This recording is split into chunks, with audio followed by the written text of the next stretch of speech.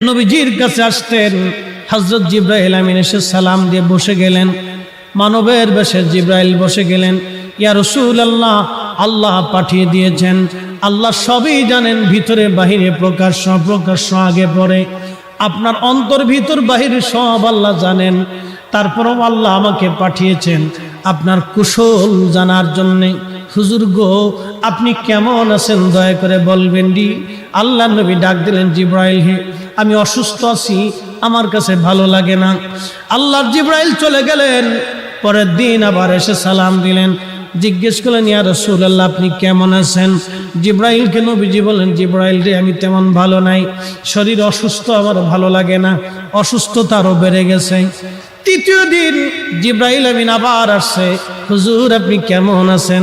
আল্লাহ জানতে চেয়েছে আপনি কেমন আছেন। জিবরাইলকে নবী বললেন, আল্লাহকে বলো আমার শরীর ভালো না, আরো অবনতি হয়েছে। চতুর্থ দিন জিবরাইল একা আসলেন না, মালাকুল